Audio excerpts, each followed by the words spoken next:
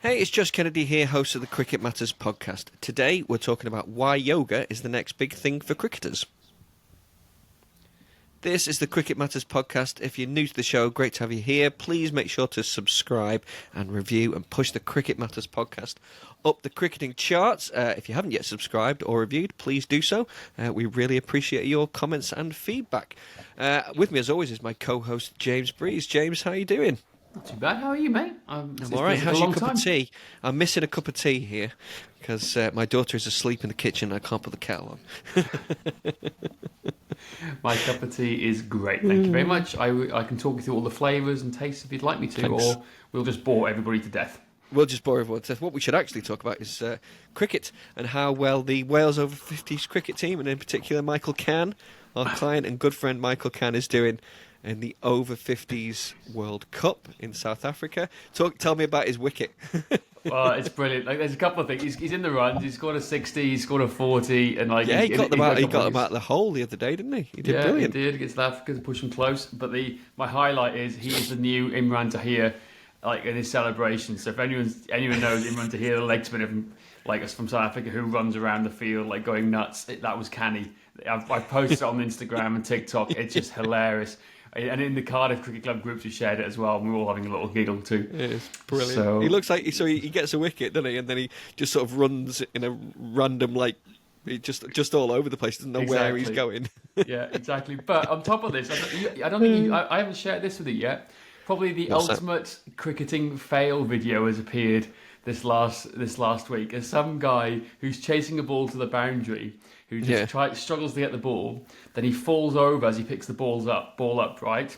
Lands on his back, tries to throw the ball back in, it hits his foot, then goes over the boundary for 4 runs. It's brilliant. Fantastic. It is brilliant. So that's all good. But no, today we're all about yoga, which is something near and dear to my heart. And it's spurred on off the back of a conversation that we had yesterday with a very interesting gentleman who's working with his son, who sounds a bit of a protege, quite literally, doing a lot of work out in India. And he's very, very I've seen the videos. He's very, very talented. And it came from the conversation with him where he is working with a specialist cricketing yoga coach all the way from India. And it is a huge thing. There's a big cultural difference. Yoga obviously originates from India. Correct me if I'm wrong. Yes, indeed. I'm assuming it is. I actually don't know as a fact as gospel, but I'm almost certain it is the case. Please write in hate mail to Josh Kennedy at cricketmatters.com. Actually, not Strength Matters this time. But no, he's talking about how he's working on him and how the Indian professional guys are working with yoga a lot. And and the reason they do that is because they can get in better positions for their hips, is what he told me. And that's something I've been banging the drum about for a long time. Ever since we started this podcast, we've been talking about the importance of moving better and having good mobility and having a good mobility routine. Because obviously, we see people who struggle to do, the pull shot or whatever it is, and they can't because they can't rotate properly. Exactly. If you can't rotate, then you're always going to struggle with that shot. So therefore, you need to have a better mobility routine. And obviously, yoga comes under that mobility umbrella. Yeah, exactly. I think it's important we talk today a little bit about the differences and how you can almost supercharge your yoga routines, because yoga is just one part of the equation. Like if you think of yoga, it's a lot of breath practice, mindfulness, meditation in some respects, and stretching. I think is the big thing. But sometimes it doesn't always hit the spots. And also there's a couple of things you've got to think in terms of yoga practice that doesn't quite hit the mark if you're trying to make change, particularly if you haven't done any before and you're an aging cricketer, club cricketer who's got lots of other things going on as well. So how do you balance it out? Where does it come into it? And should cricketers be doing it? Short answer, yes. I was going to say 100% yes. Short they should, answer, yes. Or if not yoga, then some form of mobility work. We can put that in there. Yeah, exactly. So let's. Where should we start with this? This is a good point. Let's. Well, before we get into yoga, let's say our point of view. We like yoga. Appreciate it. It is a good practice. We probably focus more on the foam rolling, self-myofascial release, mobility side of things. You know, we get our clients to do lots of stretching and stuff. I think you were going to were you going to go along the time frame sort of thing to get lasting change? Is that where you were going with it? Yeah, I think so too. There's lots of ways we can go with this, but I think let's bring it right back a couple of stages. Let's think of it in terms of the Cricket Matters hierarchy of athletic development. Yoga fits under the mobility, stability, balance and coordination section. That's layer 1. So if you haven't read the High Performance Handbook for Cricketers yet, go to cricketmatters.com, download that. That'll make way more sense when you read that, when you put things together. So that's where yoga fits into the fitness thing. It's creating that base. It's creating that base of that pyramid to give you a higher peak in terms of strength and cardiovascular capacity and speed and agility all the way at the top. So that's where it sits in the hierarchy. Now, a lot of people will start stretching. Let's do a classic example of this. I need to stretch more because I have tight hamstrings. Right? A lot of people they can't touch their toes, saying, "Oh, I can't touch my toes. It means I've got tight hamstrings. I need to stretch more." That's not the case. Not necessarily. Exactly. Yeah. No. Exactly. Not necessarily. Most of the time, it's something else going on. Now, it could be one of two things. Simplest one, it could be you have really tight hamstring muscles because of knots in it. They haven't been worked out, and you need to work out the knee and knots out. Imagine like you're rolling some bread, and you're trying to make some homemade bread, and you're trying to roll the knots out. You need to roll it out, so some hamstring. Well, think of it, as simple as Play-Doh. Yeah, you know Play-Doh? Exactly. Yep. When it was cold and you stretch it, it snaps. Yep. You got to warm it up. So you got to warm that up, roll it between your hands, or obviously in this case a roller or a massage ball. Then stretch it. And then it's pliable. It's the same for your muscles and your fascia. Exactly. Yeah, no, that's a really good analogy to think of that. So there could be that, and it does happen. It happens a lot. It's a very good way to warm up the muscles before yoga. Anyway, is actually to roll them out, and particularly the massage balls, like these yoga specifically. And I think we'd probably recommend that for most people, right? Anyway, even if you're going to do yoga, you probably want to really do some release first, because as you say, as we get older, things tighten up, and if you try and go straight into some sort of hamstring stretch or whatever stretch it is, something might go ping. You might want to warm it up first. Yeah, no, exactly. So we got that element before we start doing it. So it could be that. But then the one that we see more often than not is the fact that they haven't got a good relationship with their abs and their pelvis and their hamstrings, and all the muscles are doing the wrong work for the wrong parts of the body because the hamstrings are trying to stabilize and do the work of the abs, essentially. So they're not all working in sync. Yeah. So that's a very simple way to explain it. So that's where we've got to think about, well, stretching for the sake of stretching is not going to improve things if there's other issues going on behind the scenes that we need to address first. So the best way to think about this is a tight muscle, a tight knotted muscle is always a weak muscle. So if it's tight, right, and it's weak, it means you're not going to have improved performance, and it's not going to be pliable enough to get you into those certain positions you want to try and get towards. And that's why we keep going on to it. The same with, imagine your joints of the body as well. They're like rusty little joints, like a rusty door hinge, right? If the joints are all rusty, you've got to ply them open before you start to stretch and movement. That's where mobility comes into the thing. So mobility and flexibility are part of the same equation, but we're talking different styles of how to achieve the same effect. So it's knowing what thing you need first before you dive into it. So as always, it's a complex answer, isn't it, really? The idea of where we want to get to. But in terms of where yoga fits in and why we think it's the next big thing for cricketers, it's because they're not doing it. Cricketers aren't doing it. And the conversation I had with the gentleman yesterday, he's talking about how the Indian cricketers, and this coach is working with some of the best players like KL Rahul, Shubman Gill, is a really promising cricketer coming through now. It's a big part of their practice because by opening up the hips, for example, it gets them in better positions to play certain shots. Particularly, as we keep saying, the sweep shot and things like that. So there's lots of things we've got to try and incorporate here and get into it. So yes, you should be doing yoga. However, if your muscles are tight and weak and your joints are not mobile enough, we need to address that first before we start stretching it, because you'll just be wasting your time, because it'll just revert back to the original position and you won't get much traction. And that's why a lot of people give up actually from stretching. They don't see much results. They don't see much results, but they also, and this is what we can talk about, I think you were kind of going to mention it before, is certain like time frame. We know that people don't hold stretches for long enough to get Yeah. any muscular change. Unless you're holding it for at least 2 minutes, and that's the very Bare low minimum. end, absolute bare minimum to get any muscular or fascial change, it ain't going to change. So any stretch, you have to hold it for minimum of 2 minutes, Yeah. and then you might start to see some benefit. Yeah, no, I totally agree. And in fact, it goes all up to 20 minutes. Sometimes it takes 20 minutes for that stretch reflex to just give way and loosen up. I've tried it out. It's boring as hell, right? But like a friend of mine has a really good discussion about this, and he said, yeah, sometimes it takes up to 20 minutes for something to give and make change. And I was like, okay, I'll try it.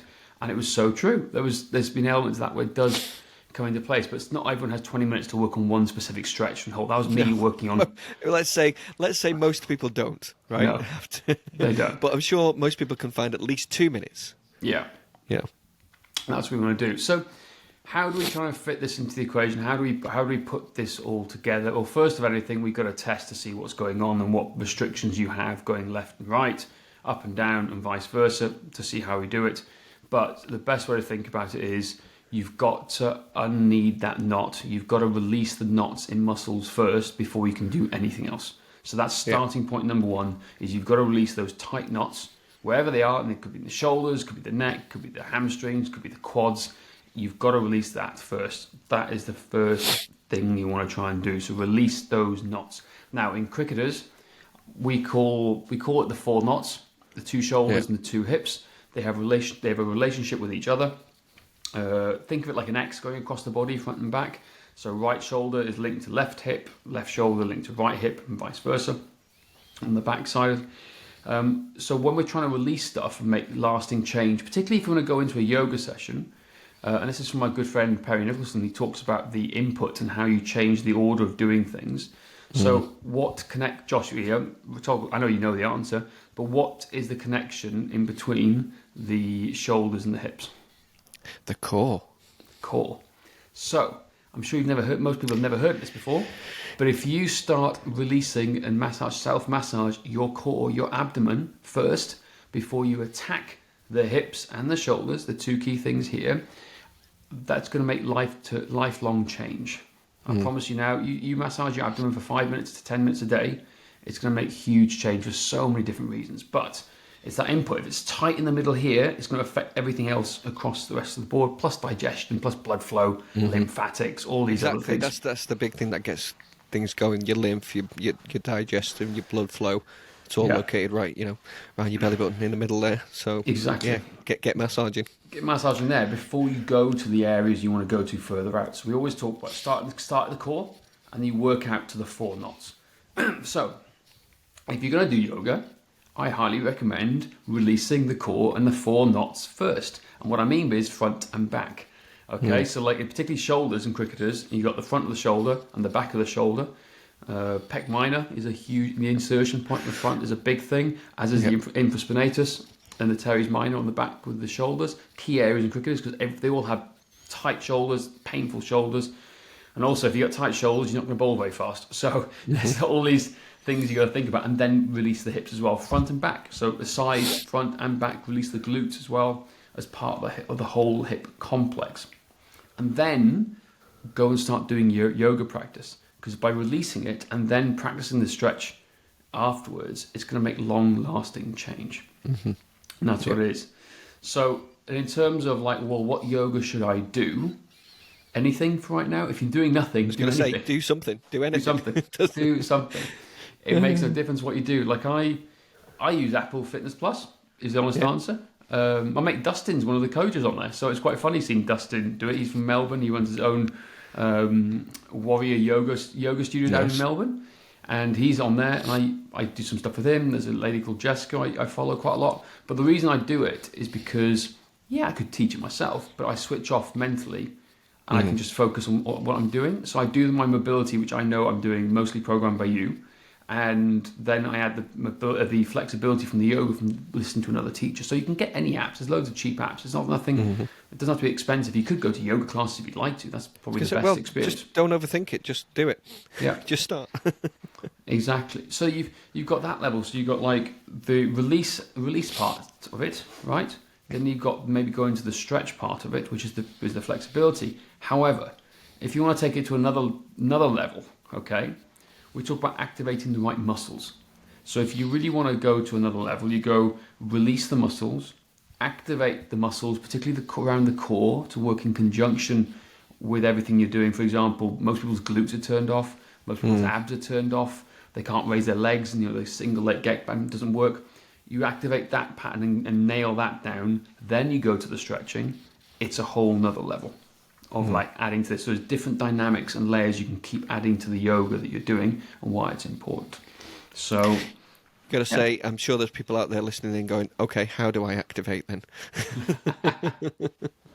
Oh, You're telling me to activate. How do I activate? Exactly. Do you know what? Actually, it's very simply, get your 2 fingers, right, both hands, about an inch either side of your belly button, or like 3 to 4 centimeters either side here, and get in there and press really hard and rub like crazy. I think that's a good way to start activating the core. As a simple way we can do over the podcast. We will do videos. There will be YouTube, more TikToks, and all sorts coming out soon to show you how you do this too. Yeah. Well, we're talking, I mean, in terms of activation, we're talking like ground-based patterns, rolling patterns. Actually, you know what? Look up baby rolling on YouTube, because it's fun, basically. Look up baby rolling. It is actually, there's a video on TikTok actually me doing a baby roll for balance. Oh, there you go. Balance. So there's a combination. Now, there's another fourth layer to this as well that people may not even see. And let's use the term yoga, but let's call it weighted yoga. It's getting your body into positions where there's weight being added into this to improve the stretch, improve the strength dynamic of that muscle as well. So if we're practicing mobility, activation work, and yoga, well, in your strength training, you can get into certain moves that allow that weight to sink in even more and make you stronger in those positions as well and improve the stretch. A really good one example of this is the kettlebell armbar, which helps stabilize and strengthen all the muscles around the shoulder, and it opens up the thoracic spine and everything, and the front of the shoulder as well, particularly I call the pec minor and the insertions around the front of the shoulder there. So there's lots of things you can do, and adding these things. Now, again, I think a really good example of this is another one is actually in a weighted position is the kettlebell windmill, where you can have a heavy load, and we're talking getting heavy loads overhead with this as well. It doesn't make you slow, doesn't make you weak. You're talking anywhere between 24 to 32 kilos for guys, which is potential if you're moving in correctly and your body can handle it. Absolutely. How is it? The guys in the IPL, I was going to say, do they? I don't know whether you know the answer to this, but I'm going to ask you. Do they use it as part of their daily practice? Do they use it in their warm-ups pre-game? Do you think? I don't know. I will ask more questions. Hopefully, we'll be working with this young little kid in the near future. Yeah. And I'll find out more and I'll question more. And I'd love maybe to have conversations with these coaches about this, because this to me is fascinating, of what they're doing out there. Because again, you got the Western style of thinking about cricket, and then you got the Asian style of thinking about cricket. But you've also got to look at examples from other sports, and the top people who do things maybe a little bit differently. Like as a Man United fan, Ryan Giggs. Yep. What did he do to prolong his career? Yoga. He changed his diet and he did yoga. What age did he play to? 39? Yeah, 40. I think it was 40. Yeah. Still playing United at 40. Teddy Sheringham. United. Teddy Sheringham, yeah, I can't be 100% sure, but I also think Novak Djokovic does yoga as well. He does. I literally Googled it beforehand. So again, he changed his diet. Now, I'm not saying you have to change your diet. He changed his diet because he was having issues. He had food sensitivities and stuff, so he had to change his diet. And he also does yoga. And again, where is he still world number one? He is, isn't he? He's world number one. So he's going there. I'm almost certain Jimmy Anderson does it. I haven't seen anything about him, but again, we all know he takes really good care of his body. That is a given, and the way he moves so effortlessly and graciously, I will put money on it that he does. In how he does it. So it's and for those, particularly for the older cricketers, for the guys in the World Cup and the over 50s I've been working with, who started to realise the importance of it as I was starting doing more and more with them. It's going to, whether you're elite or not, what we want to do is increase your longevity in the game playing. And the stiffer and more immobile you become, the more likely you're going to pull a hamstring, pull a calf. Yep. And it's going to reduce your impact in playing. That's why a lot of people in their 30s stop playing cricket because their body can't handle it anymore. However, if we reframe it and change the way they think about it, I think we can get more people playing for longer in the game. 100%. 100%. And there we go. And yeah, I'm sure we'll get some more videos about this, like the best stretches, all these type of things for cricketers in the near future. So keep an eye out on our YouTube channel coming very soon. Where can you find us on YouTube, Instagram, on the World Wide Web a lot? Always at TikTok and YouTube. It's at Cricket Matters. On Instagram, it's at Cricket Matters HQ. There we go. Cricket Matters HQ on Instagram. Cricket Matters HQ. And also, as you said, you can download the High Performance Handbook for cricketers on our website. Thank you very much, James. I hope you guys found this useful. Please, leave comments, feedback, suggestions for future podcast episodes, things you want us to discuss, things you're having difficulties with, and we'll happily do an episode for you. Thank you guys for listening. Until next time.